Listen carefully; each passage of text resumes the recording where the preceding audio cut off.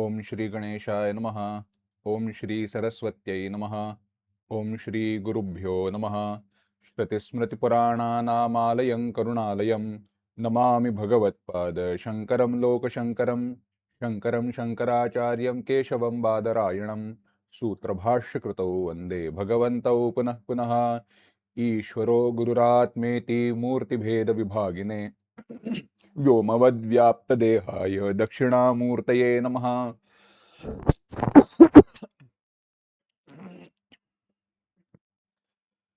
योऽन्तः प्रविश्य मम वाचमिमां प्रसुप्तां सञ्जीवयत्यखिलशक्तिधरस्वधाम्ना अन्यांश हस्तचरणश्रवणत्वगादीन् प्राणान् नमो भगवते पुरुषाय तुभ्यम्।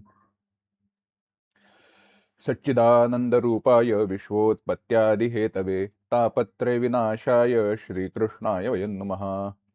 वेदवेद्ये परे पुंसि जाते दशरथात्मजे वेद प्राचेतसादासीत् साक्षाद् रामायणात्मना।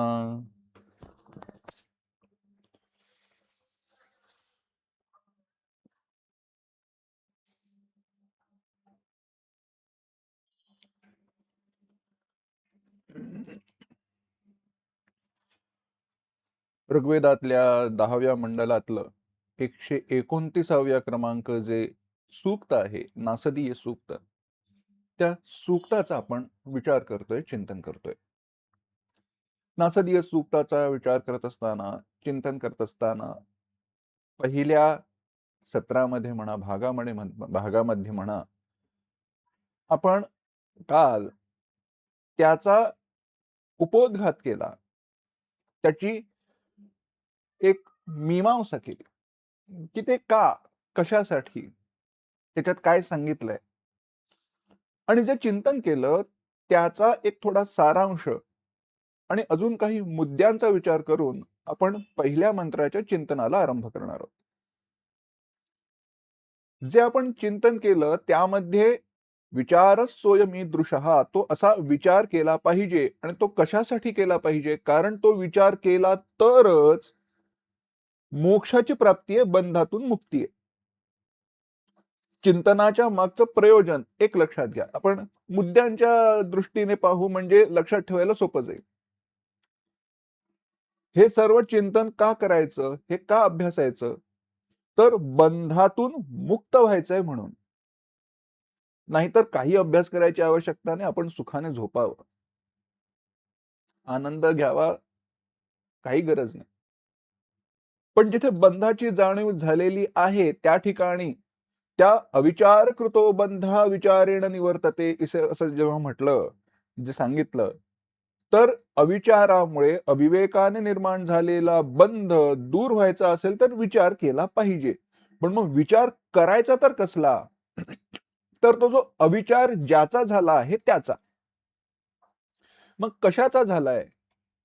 मग त्यासाठी सांगितलं, हे जाणायचा प्रयत्न करा. कोहम कथमिदम जातम को वै कर्तास्य विद्यते उपादानम किमस्ति ह विचारस्योयमीदृशः. मग ह्याच्यामध्ये काय काय जाणायला सांगितलंय? कोहम, हा अहम, मी म्हणणारा जो कोणी आहे, ज्याला मी कर्ता म्हणतो, मी म्हणतो, तो कोण आहे? आणि मग इदम,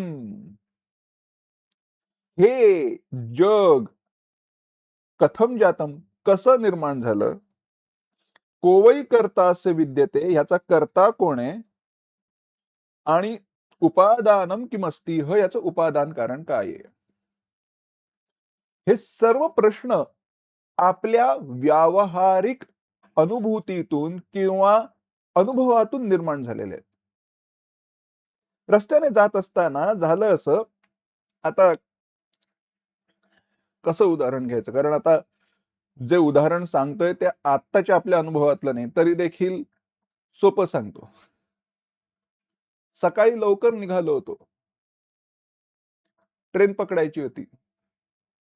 ट्रेन पकडायची होती म्हणून सकाळी लवकर निघालो, तर त्यावेळेला आमच्या शेजारी बिल्डिंगचं नवीन जे बांधकाम सुरू झालंय, त्या बांधकामाच्या त्या जागेच्या बाहेर मोठी एक रेतीचा ढीग होता आणि एक ट्रक उभा होता. ट्रक रिकामा होता, रेतीचा ढीग होता. संध्याकाळी कामावरून परत आलो, बाहेर जे गेलो होतो तिकडनं परत आलो. त्यावेळेला तिकडे रेतीही नव्हती आणि ढीगही नव्हता. काय झालं? मग विचार केला पाहिजे. मग लक्षात आलं, मग नीट निरीक्षण केलं. मग त्यावेळेला दिसलं, तो जो रेतीचा जो ढीग होता, तो आता बाहेर नसून ते जे काही बांधकाम चालू आहे तिकडे आतमध्ये विभागला गेला होता. आणि एक मजला होता त्याच्यावरती स्लॅब बांधून झाली होती पूर्ण. आता सिमेंट तयारच होऊन येतं त्यामुळे काय स्लॅब पटकन बांधली जाते. असो. हा आपला नित्य अनुभवाचा विचार आहे. हा आपला नेहमीचा अनुभव आहे. सांगायचं हे आहे, की नंतर अनुभवास आलेलं कार्य आणि त्याच्यापूर्वीचं कारण याच्यामध्ये काहीतरी संबंध आपल्याला दिसून आला. अरे सकाळी गेलो त्यावेळेला इथे रेतीचा ढीग होता. वरचा मजला काही बांधून झाला नव्हता. त्याला काही स्लॅब वगैरे घातलेली नव्हती. संध्याकाळी आलो तर वरती स्लॅब होती आणि खालती रेतीचा ढीग नव्हता. याचा अर्थ जी सकाळी इथे रेती होती, तिचंच पुढे स्लॅबमध्ये रूपांतर झालेलं आहे. किंवा भिंत बांधून झालेली आहे. जे काही आपल्याला स्वतःच्या अनुभवामध्ये आपल्याला कार्यकारण भावाने चिंतन करायचं आहे ते करू शकता. आता कार्यकारण भाव तिकडे स्पष्ट झाला. त्यामुळे मग लक्षात येतं, की कथम इदम जातम? ती स्लॅब कशी काय तयार झाली? नाही आधी रेती होती, मग सिमेंट वाळू त्याच्यामध्ये मिश्रित केली असेल आणि मग ती वरती ती स्लॅब घातली असेल. करता कोण आहे?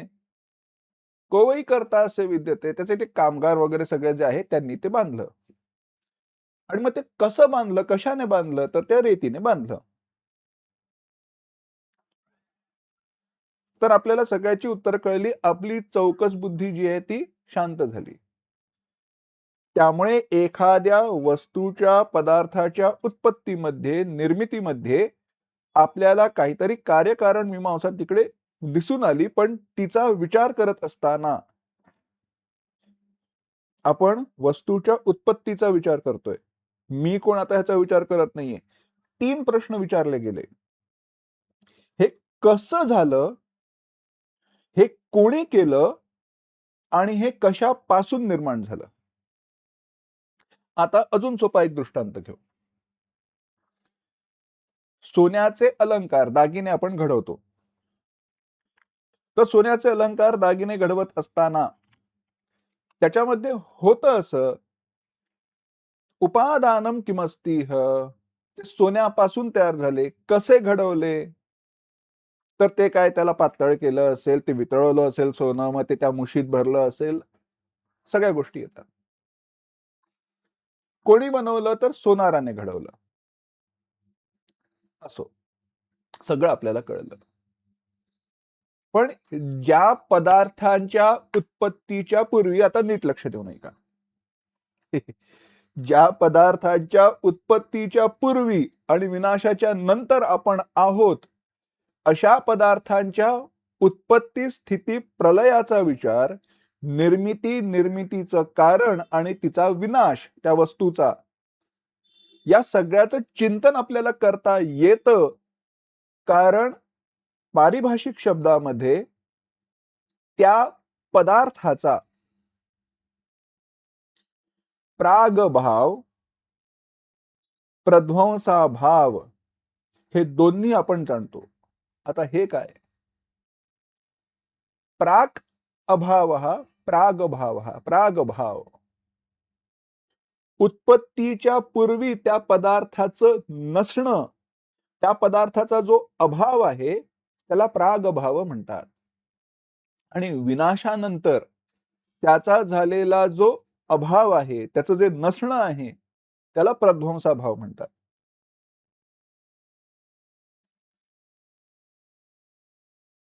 जुना हार होता सोन्याचा, वडिलोपार्जित आलेला. पण आता तो हार काय कोणी घालत नाही आणि कोणाला होत नाही. हाराचं सोडून आपण अंगठी घेऊ, सोपं. काय हार काय गळ्याची माप कशी बदलतात वगैरे माहिती नाही, पण अंगठीचं माप सहज बदलू शकतं. जुनी अंगठी आहे. अत्यंत मौल्यवान आहे. त्यामध्ये रत्न वगैरे जडवलेलं आहे. आता ती अंगठी तर होत नाही, पण त्याच्यामध्ये मूल्यवान सोनं आहे आणि रत्न आहे. मग काय करा? ठरवलं नाही. त्या अंगठीची नथ करू. काय करूया? त्या अंगठीची नथ करूया. नथीमध्ये मणी जडवता येतो. ते रत्न जडवता येतं. म्हणून ती अंगठी सोनाराकडे नेली आणि तिची नथ घडवली. ती अंगठी असताना त्याच्यामध्ये नथीचा अभाव आहे. कारण अंगठी हे नामरूप आणि नथ हे नामरूप वेगळं आहे. अंगठीला कोणी नथ म्हणत नाही.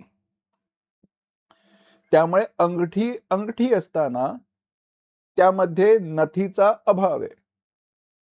ती अंगठी वितळवल्यानंतर ज्या वेळेला त्याची नथ केली गेली, त्यावेळेला आता तिकडे नथ आहे आणि अंगठी नाहीये. आणि मग कालांतराने आता नाकापेक्षा नथ जड झाली, म्हणून आता नथ तर घालता येत नाही. मग काय करा? मग पुन्हा तिची अंगठी तयार केली गेली. पण आता मोठ्या आकाराची केली. या सगळ्या प्रकरणामध्ये नथ नसताना, नथ ज्यावेळेला अंगठी होती त्यावेळेला, नथ असताना आणि नथीपासून पुन्हा अंगठी झाली, त्याच्यामध्ये या सगळ्यामध्ये मी पाहणारा होतो म्हणून मला कार्यकारण भाव निर्माण करता आला. पण या जगाचं काय करता? मी जन्माला आलो तेच हे जग पाहत निर्माण झालं. म्हणजे जग पाहत आलो. माझा जन्मच या जगाच्या निर्मितीच्या नंतर आहे. मग हे जग कुठून आलं? कसं कळायचं? आपल्याला आपल्या डोक्याने विचार करता येत नाही, कारण आपल्या इंद्रियांच्या मर्यादा अपुऱ्या पडतात. आणि म्हणून अतींद्रिय विषये वेदा प्रमाणम आपण काल जे म्हटलं, त्याच्यामध्ये वेदांनी सांगितलं, ठीक आहे, तुम्ही काळजी करू नका, आम्ही सांगतो. ही कशी उत्पत्ती झाली, हे कसं निर्माण झालं, ह्याचा कर्ता कोण आहे आणि हे कुठून आलं, कशापासून तयार झालं. सृष्टी उत्पत्तीचा आता विचार करत असताना आपण आता हळूहळू आपल्या मुख्य विषयाकडे येऊ. कारण नासदीय सूक्तामध्ये ही सृष्टी कुठून निर्माण झाली याचा आपण विचार करतोय.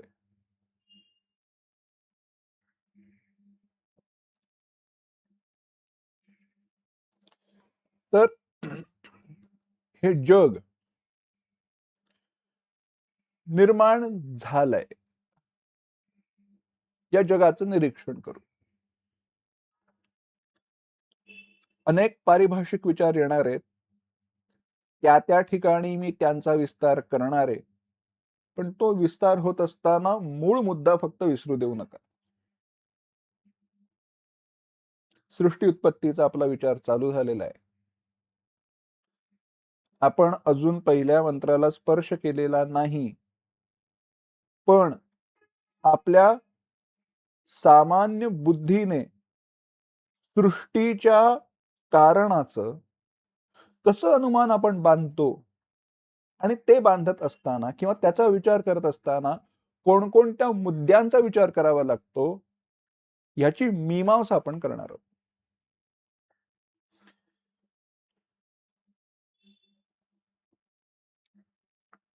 आपण दर्शनांना स्पर्श करणार नाही आहोत, दर्शनांचा विचार घेणार आहोत. कोणत्या दर्शनाने काय सांगितलं हे पाहणार आहोत, पण त्या दर्शनांच्या तत्वांना विचार म्हणजे स्पर्श करणार नाही आहोत.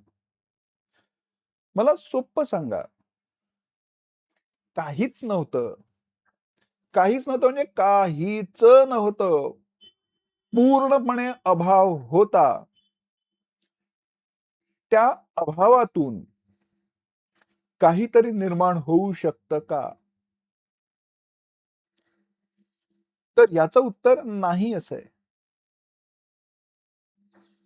कारण काहीच नव्हतं. आता पुन्हा काहीच नव्हतं याची व्याख्या कशी कराल? काहीच नव्हतं म्हणजे काहीच नव्हतं. शून्य. शून्य. काहीच नाही. त्याच्यापासून काहीतरी निर्माण होऊ शकतं का? कशाची तरी उत्पत्ती होऊ शकते का? तर नाही. तो विचार बुद्धीला पटत नाही आणि कुठे त्याचा दृष्टांत दिसलेला नाही. आणि ज्याची मीमांसा करायची, ज्याचं चिंतन करायचं तेच दृष्टांत म्हणून, उदाहरण म्हणून देता येत नाही. दोष सांगितला तो. ते केक कसा बनवायचा? केक सारखा बनवायचा झालं. असं चालत नाही ना. भाजायचं म्हणजे काय? भाजणं असतं. तसं चालत नाही. भाजायचं म्हणजे काय? तव्यावरती पोळी होताना बघितली आहे, भाकरी होताना बघितली आहे ना? हां, त्याला भाजणं म्हणतात. तो दृष्टांत चालेल. पण भाजणं म्हणजे काय हे सांगण्यासाठी भाजणं भाजण्यासारखं असतं, असं सांगून चालत नाही. तसंच हे. शून्य म्हणजे काय? शून्य म्हणजे शून्य. तसं चालत नाही. त्या शून्यापासून काहीतरी निर्माण झालंय. न दृष्टम न च संभवी. असा कुठेही आपल्याला दृष्टांत नाही आणि असं संभवूच शकत नाही. आणि तसं जर का खरंच असतं, तर लोकांना कोणत्याच गोष्टीची अपूर्णता जाणवली नसती. कारण काहीच नाही त्याच्यापासून पैसे करा निर्माण, करा वीज निर्माण, करा अन्न निर्माण. काही कारण लागत नाही त्याला. काहीच नाही त्याच्यापासून काहीही निर्माण होऊ शकतं. होतं की नाही निर्माण? होईल. त्याला काय? त्यामुळे शून्यापासून नाही म्हणजे काहीतरी असलं पाहिजे. पण मग ते जे काही होतं ते काय होतं? आणि कशा प्रकारचं होतं? मग काहीतरी अशा त्या गोष्टी होत्या, ज्या एकत्र आल्या आणि त्याच्यापासून हे जग निर्माण झालं. असं कसं सांगता? 4-5 गोष्टी एकत्र आल्या आणि एक 5वी भलतीच गोष्ट निर्माण झाली. ठीक आहे, आम्हाला मान्य आहे. माती आणि पाणी एकत्र केलं आणि त्याला भाजलं तर वीट तयार होते. पाहिलंय आम्ही. पण माती आणि पाणी एकत्र करायचं आणि गुळाचा खडा तयार व्हायचा, असं कुठे झालंय का? दृष्टांत आहे का तुमच्याकडे? ते म्हणाले, "आहेत आमच्याकडे दृष्टांत आहे त्याचा." नागवेलीचं पान घ्या म्हणजे विड्याचं पान घ्या, त्याला थोडा चुना लावा, थोडी कात घ्या, एकत्र करा आणि खा. कसा काय रंग तयार होतो? लाल रंग तयार होतो ना. यातला कुठला पदार्थ लाल रंगाचा आहे? चुना पांढरा आहे. कात लाल नक्की नाहीये. नागवेलीचं पान हिरवं आहे. आला की नाही लाल रंग? आहे. तसं हे तुमचं म्हणणं बरोबर आहे. पण हे तीनही पदार्थ जे आहेत ते स्वतंत्र आहेत.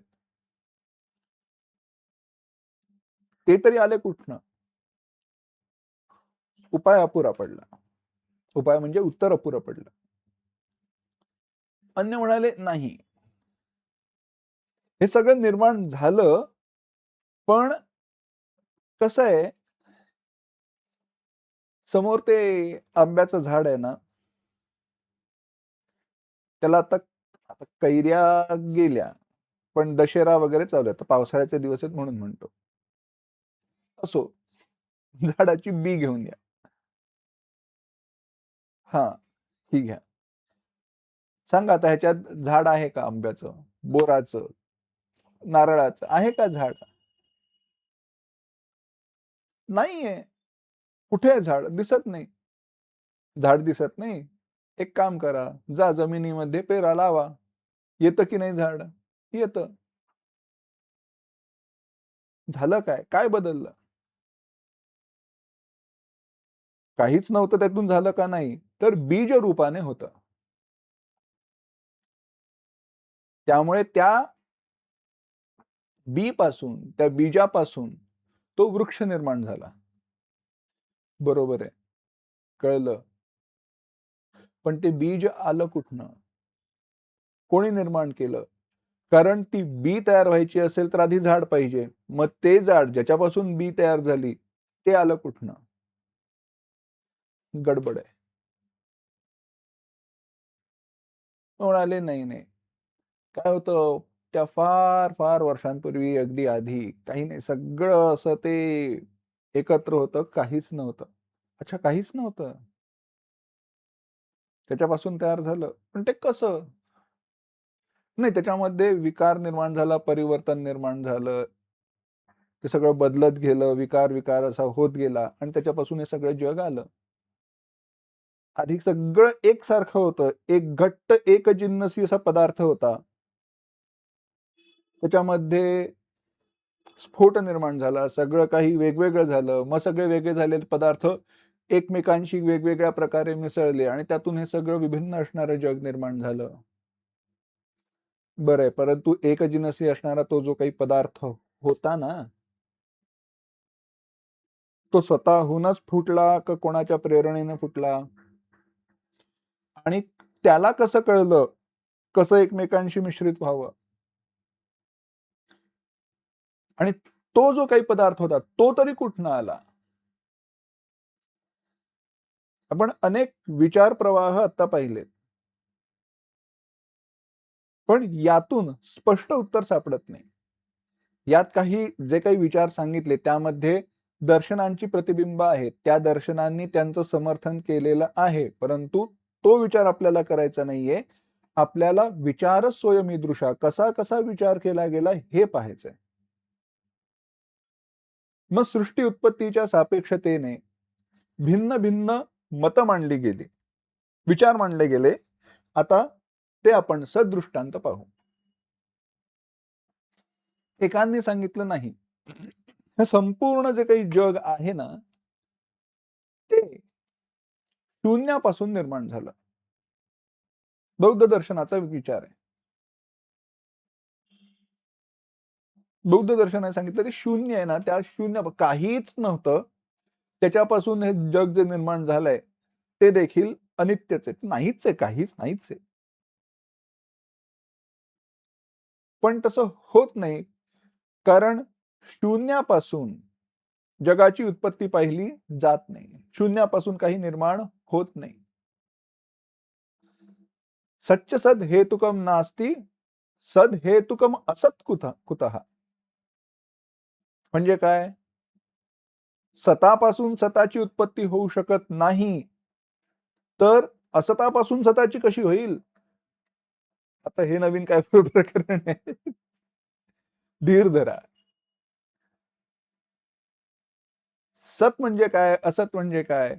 प्रत्येक शब्दाची आपल्याला व्याख्या करायची आहे. पण आत्ता ती चौकस बुद्धी, ते कुतूहल शांत करण्यासाठी म्हणून सांगतो. काही नाही. जो पदार्थ सत आहे, तो कोणाचं कारण असत नाही आणि कशाचं कार्य असत नाही. आणि जर सत म्हणजे जो पदार्थ खरोखरच आहे, अशा पदार्थापासून अन्य कोणता तरी खरोखरच असणारा पदार्थ उत्पन्न होत नसेल, जो पदार्थ खरोखरच आहे, अशा पदार्थापासून दुसरा अन्य कोणता तरी खरोखरच असणारा पदार्थ निर्माण होत नसेल, तर जो पदार्थ नाही त्यापासून खरोखर असणारा पदार्थ कसा निर्माण होईल? होत नाही. त्यामुळे शून्यापासून जगाची उत्पत्ती होऊ शकत नाही. म्हणाले, नाही, नाही, नाही, तसं नाहीये. काय होतं, तुम्ही मातीचं मडकं होताना बघितलंय की नाही? हो, बघितलंय. कसं करतात? काही नाही, ती माती साधी माती नाही, चिकट माती. कुठलीही माती घेऊन त्याच्यापासून मडकं तयार होत नाही. ती नदीकाठची ती वाळू, ती जी माती आहे ती विशेष असते, वेगळी असते. ती आणावी लागते. थोडी चिकट माती, त्याला चिकटपणा असतो. मग ती पायाने तुडवावी लागते, एकत्र करावी लागते, मग त्याचा गोळा बनवावा लागतो, मग त्याला आकार द्यावा लागतो, मग ते भाजावं लागतं, मग त्याचं मडकं, त्याचा घट तयार होतो. यामध्ये घटामध्ये माती कुठे आहे? सगळीकडे आहे. ते म्हणाले तसं नाही. ती माती तुम्ही ती तपासून पहा ना, त्याचे बारीक बारीक ते रेणू आहेत, कण आहेत.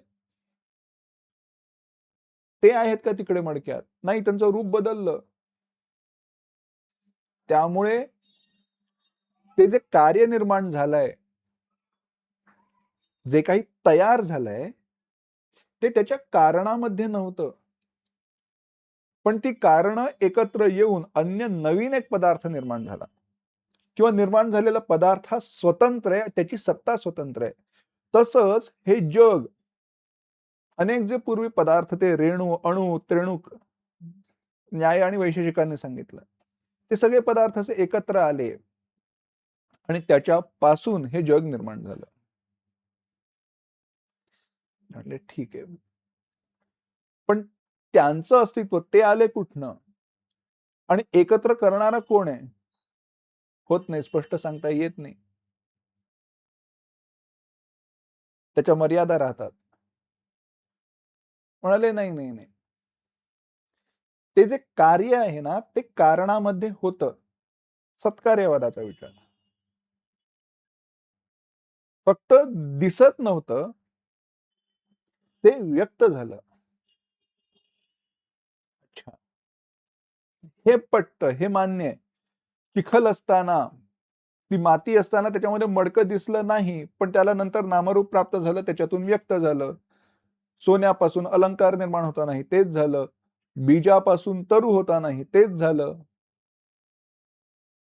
ते जे कार्य आहे ते अव्यक्त रूपाने होतं, पण निर्माण झालं ते कसं झालं? ते म्हणाले,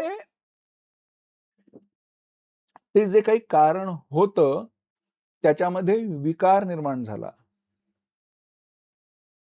त्याच्यामध्ये विकार निर्माण झाला. त्याच्यामध्ये परिणाम झाला, काहीतरी बदल झाला आणि तो बदल झाल्यानंतर त्याच्यापासून तो पदार्थ उत्पन्न झाला. म्हणाले थांबा. हा घ्या मातीचा गोळा. तुम्ही मरेपर्यंत, मी मरेपर्यंत, नाहीतर आपल्या पिढ्यानपिढ्या येऊन जाईपर्यंत आपण असेच राहू मातीच्या गोळ्याकडे बघत. का? कारण आपल्याला बघायचं मातीच्या गोळ्यापासून मडकं कसं तयार झालं? होत नाही, गडबडती आहे. विचार बरोबर आहे, संगती बरोबर आहे. त्या मातीच्या गोळ्यापासून मडकं तयार व्हायचंय, खरं आहे. पण करणारा कोणीतरी पाहिजे ना. नाही, आहे ना, करणारा आहे. तो कर्ता, जगत कर्ता जो कोणी आहे, ते करणारा जो कोणी आहे, तो कुंभार आहे ना. तो निमित्त आहे आणि हे उपादान आहे. आता उत्तरं सापडली. सार्थ आहेत का? ह्याची अजून चर्चा नाही. इदम कथम जातम. काही नाही, मातीचा गोळा होता, त्याच्यापासून हे मडकं तयार झालं. कोवई करता असं विद्यते. तो कुंभार आहे, त्याने हे मडकं तयार केलं. उपादानम किमस्तीह. ते कशापासून तयार झालं? याचं उपादान कारण काय आहे? मातीपासून तयार झालं. बरं. हे मडक्याच्या बाबतीत खरं आहे. पण जगाच्या बाबतीत नाही. आता शब्द वापरावाच लागणार आहे म्हणून म्हणतो. तिथे प्रधान, प्रकृती, माया या नावाने जे आपल्याला परिचित आहे, तो पदार्थ होता, ती गोष्ट होती आणि त्याच्यापासून हे जग निर्माण झालं. बरं. मग कोणी केलं? ईश्वराने, पुरुषाने केलं. पण गडबड आहे. आता काय गडबड झाली? जिच्यापासून तयार झालं, ती जड आहे. तिच्याकडे स्वतःहून कर्म करण्याची शक्ती नाही. जिच्यापासून निर्माण झालं, ती जड आहे. तिच्याकडे निर्माण करायची शक्ती नाही.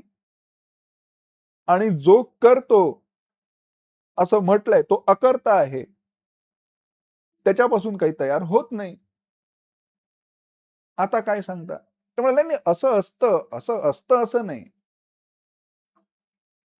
म्हणून तिकडे उत्तर देताना किंवा आक्षेप घेऊन त्याचं समाधान करत असताना ब्रह्मसूत्रामध्ये हेच सांगितलं गेलं. थोडं विषयांतर होत आहे, परंतु तरी देखील सांगतो. ते म्हणाले, "असं चालत नाही. करणारा जो आहे, तो चेतन आहे. तदैक्षत. त्याने ईक्षण केलं म्हणजे कोणतेतरी चेतन कर्तृकत्व करणारा कोणीतरी चेतन करता तिकडे सांगितलेला आहे. तो आहे तिकडे. ईक्षतेर्ना शब्दम सूत्र येतं. 5वं सूत्र आहे. तत्वसमन्वयात त्याच्यानंतर ईक्षतेर्ना शब्दम. ईक्षण सांगितलंय ना, त्यामुळे ते चेतनापासूनच मानावं लागतं. अच्छा, म्हणजे तुमचा जो चेतन पदार्थ आहे, त्या चेतन पदार्थापासून आता मी पारिभाषिक शब्दांकडे येतो, कारण आपल्याला आता विचारांची सवय झाली आहे म्हणून. त्या परब्रह्मापासून हे जग निर्माण झालं का? ते म्हणाले, परब्रह्मापासून झालाय पण नाही. म्हणजे काय? सांगतो. म्हणून अन्य दृष्टांत दिला. म्हणाले, त्या सोन्यापासून तुम्ही तुमचं मडक्याचं उदाहरण आहे ना किंवा त्या अलंकाराचं उदाहरण आहे ना, तेच आम्ही घेतो. फक्त त्याला एका वेगळ्या ट्विस्टने, वेगळ्या प्रकाराने सांगतो. म्हणजे कसं? ही मगाशी आपण ते अंगठीची नथ केली, नथीची अंगठी केली ना, ती ही सोन्याची अंगठी आहे. काय किंमत आहे हो याची? ही सोन्याची जी अंगठी आहे, त्याची काय किंमत आहे? काय ठराविक तोळ्याची असेल, आता आपल्याला सोन्याचा भाव काय माहिती नाही. पण त्याच्यामध्ये त्याने बघितलं. ते म्हणाले, "छान आहे, उत्तम आहे. सोनं चांगलं जास्त आहे असं वाटतंय. थोडं तपासूया." म्हणून त्याने कानाशी वर घासलं, तपासून पाहिलं. किती कॅरेटचं आहे वगैरे ते बघितलं. म्हणाले, "याच्यामध्ये त्याला आकार येण्यासाठी वगैरे तांबं जे मिसळावं लागतं, ते अत्यंत अल्प आहे. त्यामुळे याची किंमत बऱ्यापैकी आहे."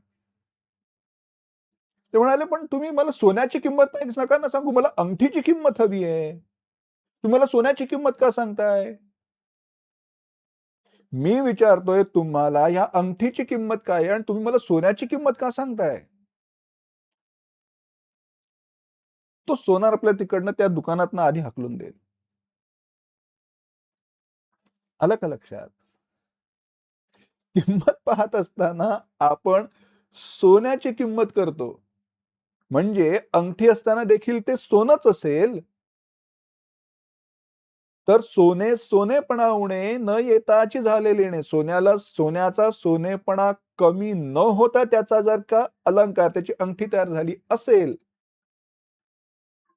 तर आता मला सांगा, ती अजूनही अंगठी आहे का सोनं आहे? सोनं आहे. मग हे घ्या सोनं आणि घाला बोटामध्ये, घालता येत नाही. बोटात घालायची असेल तर अंगठीच लागते आणि किंमत करायची असेल तर सोनंच लागतं. ते म्हणाले, "आता हे आम्हाला कळत नाही, आता तुम्हीच सांगा." त्याच्यावरती सांगितलं, "घाबरू नका, सांगतो. वाचारंभणं विकारो नामधेयं मृत्तिकेत्येव सत्यम." वाचारंभणं विकारो नामधेयं. अंगठी हे सोन्याला प्राप्त झालेलं नामरूप आहे. सोन्याला काही एक धक्का न लागता त्याच्यावरती झालेला नामरूपाचा आरोप जो विवर्त, ते म्हणजे ती अंगठी आहे. त्याचप्रमाणे ते जे काही कारण होतं, त्यापासून अशाच प्रकारे जग निर्माण झालं. अहो, पण हे सगळं कळलं, सगळं झालं, पण मग ते काय होतं? नासदीय सूक्त म्हणतं,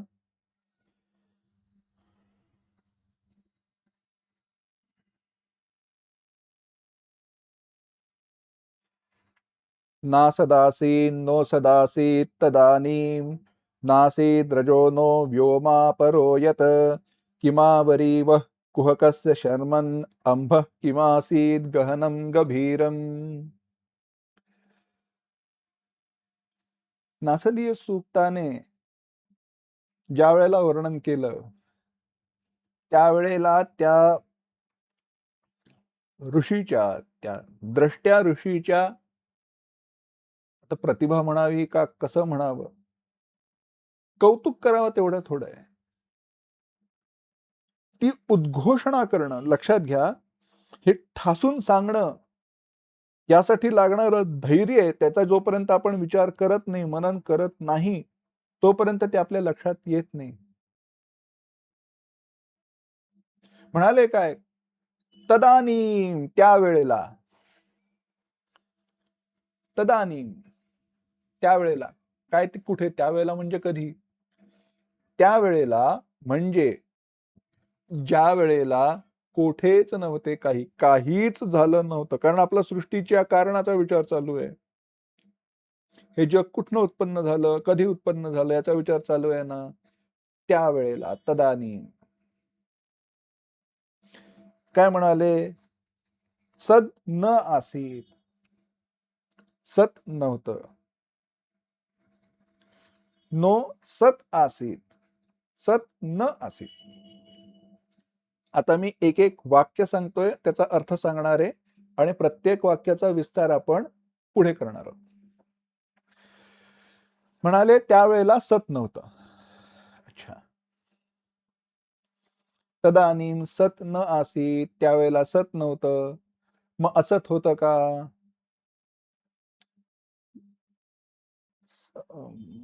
नो सदासीत, असतही नव्हतं. त्यावेळेला असत नव्हतं की त्यावेळेला सत नव्हतं. नासीद्रजः नो व्योमा परो यत, त्यावेळेला रज म्हणजे रजसंज्ञक अन्य जे काही चतुर्दश भुवन आहेत, लोक आहेत ते, किंवा व्योमसंज्ञक जे काही आकाशादिक परस्ताद्य अन्य जे काही पदार्थ आहेत तेही नव्हते.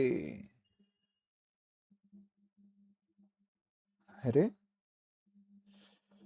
मग काही त्याला आवरण वगैरे होतं का, किमावरी वहा, नाही, काही आवरण वगैरे असंही काही नव्हतं, झाकलेलं वगैरे, कारण आतमध्ये आहे पण दिसत नाही, झाकलं गेलेलं आहे सगळं, असं काही होतं का, तर म्हणाले तसंही काही नव्हतं. असेल तर कुठे असेल, कारण त्यावेळेला काहीच नव्हतं.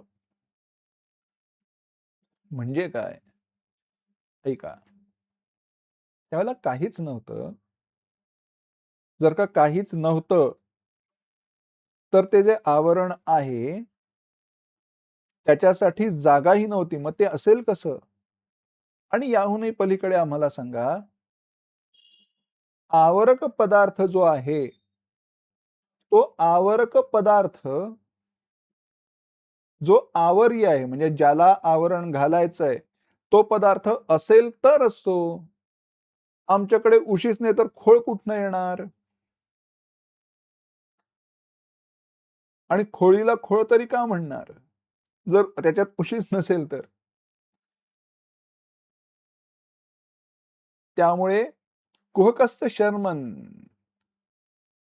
कोणत्या जीवांच्या, आता हा विचार विस्तार पुढे येणार आहे, पण हे अका आलं त्याची मीमांसा नंतर, पण अर्थ लक्षात घेण्यासाठी, कस्य शर्मन, कोणाच्या सुखदुःखांसाठी, कोणत्या भोगता जीवाच्या सुखदुःखांसाठी म्हणून जो जगत निर्माण झालं किंवा जो जगाचा विस्तार झाला त्याचा आवरण करणारा पदार्थ कसा असेल, कारण भोगता जीवच नव्हता.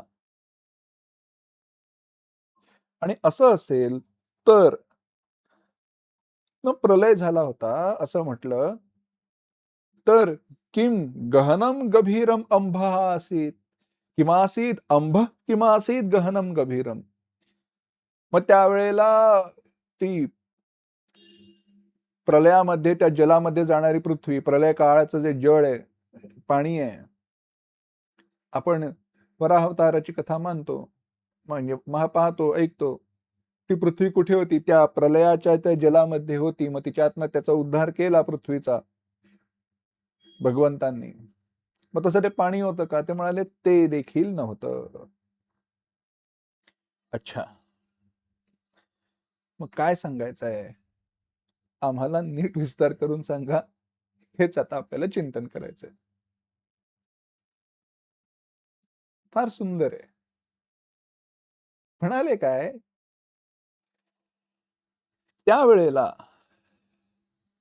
त्या महाप्रलयाच्या दशेमध्ये तदानीम तुम्हाला काय हवंय? हे संपूर्ण जग कुठून कधी निर्माण झालं हे जाणायचंय की नाही? मग सांगा, ऐकतो. ज्या वेळेला हे जग निर्माण झालं नव्हतं त्यावेळेला नीट लक्ष द्या. ज्या वेळेला हे जग निर्माण झालं नव्हतं त्यावेळेला म्हणजे कसं? ज्या वेळेला मडकं निर्माण झालं नव्हतं त्यावेळेला काय होतं? असा प्रश्न जो विचारला जाऊ शकतो. तसंच ह्या जगाची निर्मिती झाली नव्हती त्यावेळेला, पण ती वेळ कोणती? तदानीम हे म्हणत असताना पुढे जो आलेला अर्थ आहे त्याच्या सापेक्षतेने विचार इथे हा घ्यायचा आहे, महाप्रलयाच्या वेळेला. त्या महाप्रलयामध्ये ज्या वेळेला काहीच उत्पन्न झालेलं नव्हतं, त्या महाप्रलयाच्या दशेमध्ये जिथे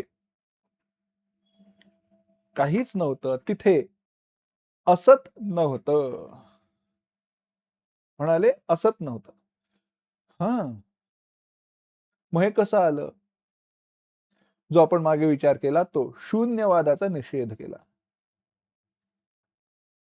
मग आता प्रश्न येतो मग असत म्हणजे काय? आणि मग त्याच्यावरून पुढे विचार येतो सत म्हणजे काय? म्हणाले कसं आहे शशविषाण शास्त्रांनी प्रत्येकाचे दृष्टांत दिलेत. शशविषाण म्हणजे सशाचं शिंग. अजिबात असत नाही. सशाला कुठे शिंग असतं का? नाही. त्याला असत म्हणतात. असत म्हणजे ज्याला अजिबात अस्तित्व नाही असं. ज्याचं अस्तित्व संभवतच नाही असं. फार एक गोड त्याच्यासाठी कारिक आहे. काय आहे त्याच्यामध्ये म्हटलंय मृगतृष्णांभसी स्नातः मृगतृष्णांभसी स्नातः खपुष्पकृतशेखरः एवं वंध्यासुतो याति शशशृंगधनुर्धरः मृगतृष्णांभसी स्नातः मृगजळाच्या पाण्यामध्ये अंघोळ करून खपुष्प आकाशाच्या पुष्पाचा मुकुट तयार करून वंध्येचा पुत्र वंध्या म्हणजे जिला पुत्र होऊच शकत नाही, जिच्या गर्भातून बाळ जन्माला येऊच शकत नाही अशा स्त्रीचा मुलगा तिच्या गर्भातनं जन्माला आलेला आत्ताच सरोगेट वगैरे तिकडे उगाच आणू नका किंवा दत्तक वगैरे नाही मृग त्या वंध्येचा तिचा स्वतःचा पुत्र असा तो येतोय चालत कसा शशशृंग धनुर्धर तशाच्या शिंगापासून तयार केलेलं धनुष्य घेऊन येतोय. शक्य आहे का? एकही गोष्ट शक्य नाही. आकाशाला फूल नाही, मृगजळामध्ये अंघोळ करता येत नाही, वंध्येला पुत्र नाही, सशाला शिंग नाही, काहीच नाही. हे सगळे असत पदार्थ आहेत. हे असं असत त्या महाप्रलयामध्ये नव्हतं. ज्यावेळेला म्हटलं महाप्रलयामध्ये असत नव्हतं त्यावेळेला तिकडे हा अर्थ अपेक्षित आहे.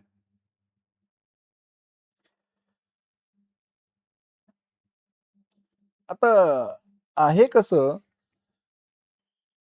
शून्य जे आहे त्याचा काही आरोप होत नाही. शून्य कशाचं अधिष्ठान असत नाही. शून्यापासून सताची उत्पत्ती होत नाही. मांडुक्य कारिकेमध्ये आलं.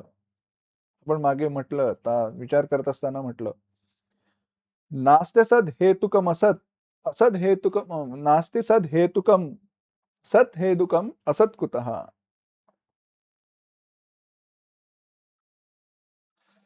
असद हेतुकम असत नास्ती, सद हेतुकम असत कुतः. असतापासून असताची उत्पत्ती होत नाही, सतापासून सताची उत्पत्ती होत नाही. मग असतापासून सताची उत्पत्ती कशी होईल? आता हे सगळं काय आहे? तर लक्षात घ्या.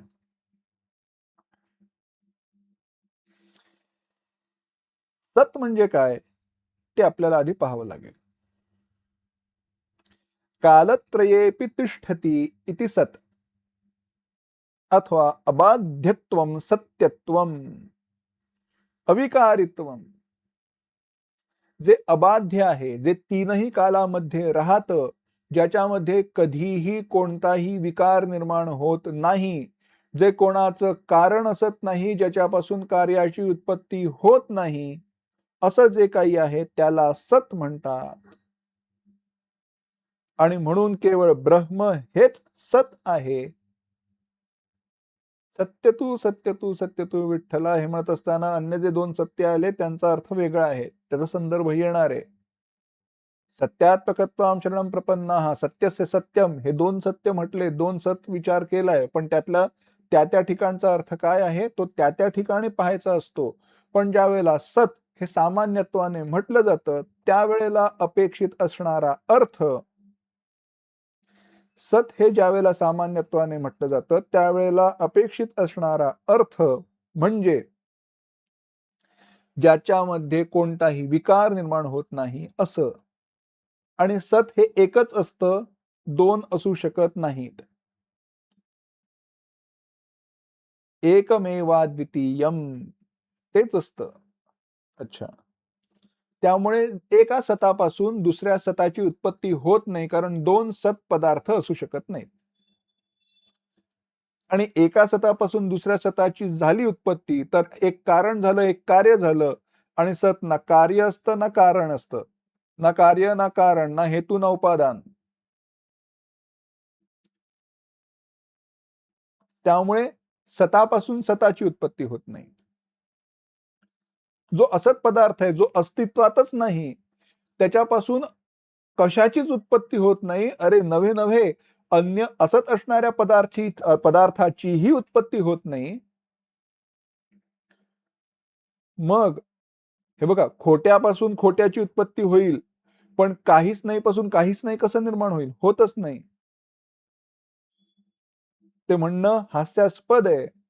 मग असं असेल तर जे काहीच नाही त्याच्यापासून काहीतरी आहे हे कसं निर्माण होईल? होत नाही.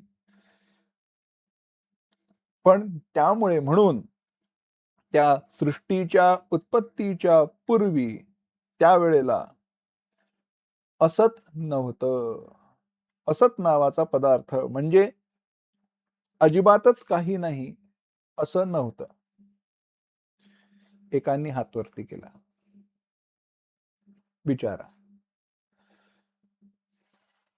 तुम्ही असं म्हणताय, पण आम्ही उपनिषदांचा अभ्यास करून आलोय आणि त्यामध्ये एके ठिकाणी म्हटलंय असद्वा इदमग्र आसीत, त्याचा अर्थ काय? असद्वा इदमग्र आसीत छांदोग्योपनिषदामध्ये आलं.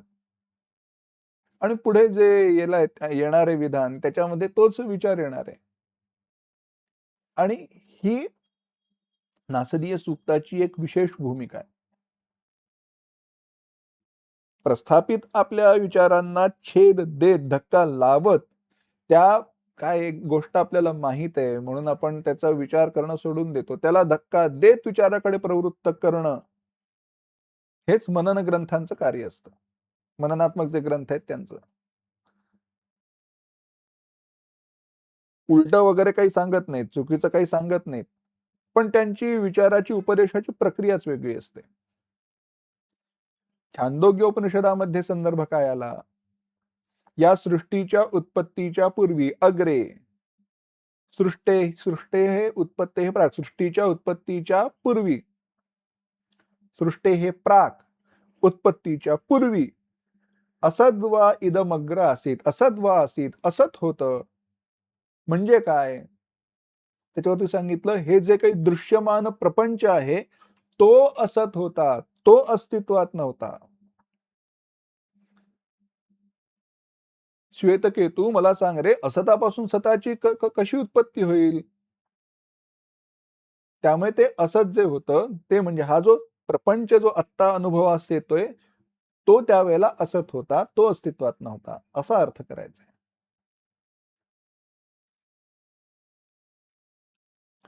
तसं ते असत म्हणाले. पण तुम्ही ज्याला असत म्हणता किंवा सामान्यत्वाने ज्याला आपण असत म्हणतो, शशशृंगाप्रमाणे किंवा वंध्यापुत्राप्रमाणे जो काही असत पदार्थ आहे तो त्यावेळेला सृष्टीच्या उत्पत्तीच्या पूर्वी नव्हता.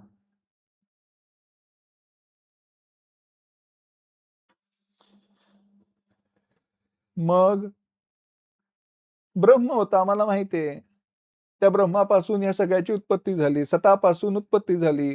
कारण छांदोग्योपनिषदामध्ये आत्ताच तुम्ही म्हणत होतात, सदैव सोमेदमग्र आसीत, ते म्हणाले थांबा, धावू नका हो. ह्या सृष्टीच्या उत्पत्तीच्या पूर्वी सत देखील नव्हतं. ते म्हणाले आता काय, आता तुम्ही घोळ घालताय. म्हणतात एकतर तुम्ही आम्हाला वेडं बनवताय, नाही तर तुम्ही वेडे आहात. नक्की काय ते सांगा. ते म्हणाले ऐका, या सृष्टीच्या उत्पत्तीच्या पूर्वी सत देखील नव्हतं. म्हणजे काय सांगतो. या सृष्टीच्या उत्पत्तीच्या पूर्वी आत्मा, ज्याला आपण सत म्हणतो म्हणजे ब्रह्म, त्याच्याप्रमाणे किंवा आकाशादीच्या तुल्य सतरूपाने निर्वाच्य, ज्याचं सत म्हणून निर्वचन करता येईल, वर्णन करता येईल असा कोणताही पदार्थ नव्हता. म्हणजे ठीक आहे, सोप्या शब्दात सांगतो, या सृष्टीच्या उत्पत्तीच्या पूर्वी जे काही होतं त्याला असत म्हणता येत नाही की त्याला सतही म्हणता येत नाही. आता तरी कळलं का? कळलं. आता कळलं. सृष्टीच्या उत्पत्तीच्या पूर्वी ज्या ज्या पदार्थांचं असत म्हणून निर्वचन केलेलं आहे, ज्या ज्या पदार्थांना असत म्हटलेलं आहे, तो कोणताही पदार्थ नव्हता. आणि सृष्टीच्या उत्पत्तीच्या आरंभी त्याच वेळेला ज्या ज्या पदार्थांचं सत म्हणून निर्वचन केलेलं आहे, सत म्हणून वर्णन केलेलं आहे, तोही पदार्थ नव्हता. मग काय होतं?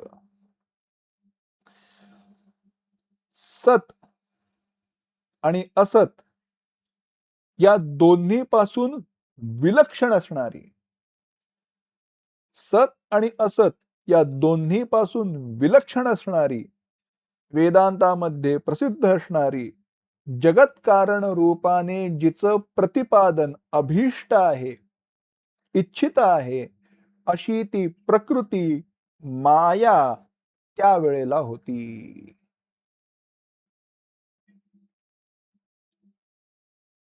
त्या सृष्टीच्या उत्पत्तीच्या पूर्वी सत्पदार्थ नव्हता, असत पदार्थ नव्हता.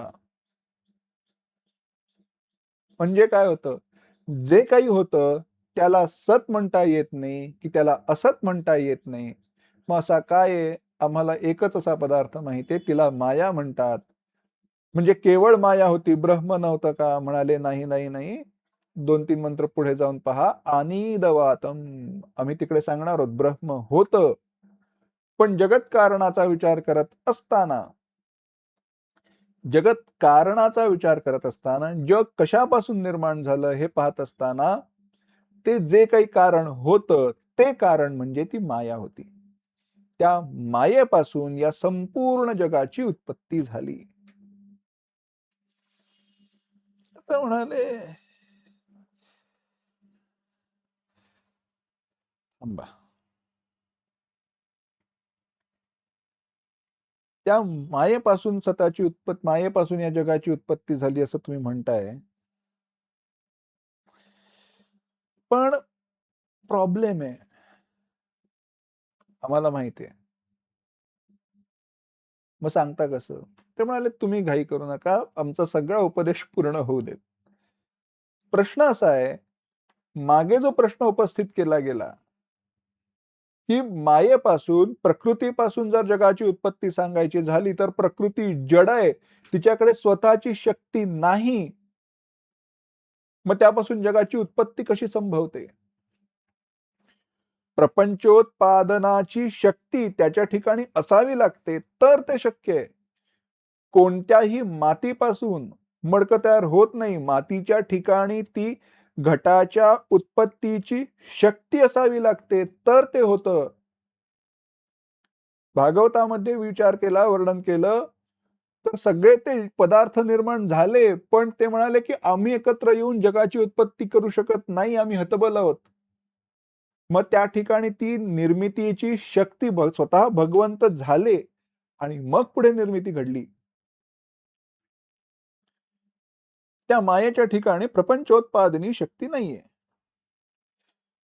ज्या प्रकारे घटोत्पादन शक्तीच्या अभावामध्ये म्हणजे घट निर्माण करायची शक्ती त्या ठिकाणी नसेल, तर मातीपासून घटाची उत्पत्ती होत नाही. दाह निर्माण करायची शक्ती अग्नीच्या ठिकाणी नसेल, तर तिकडे अग्नी निर्माण होत नाही. त्याचप्रमाणे अज्ञानाच्या शिवाय रज्जू सर्पाची उत्पत्ती संभवत नाही. त्या मायेशिवाय, माया म्हणजे अज्ञान, त्या अज्ञानाशिवाय रज्जू सर्पाची उत्पत्ती संभवत नाही. आणि त्याचप्रमाणे केवळ, आता हे सगळं कुठनं आलं त्याचं स्पष्टीकरण सांगतो. हे असं का सांगितलं? केवळ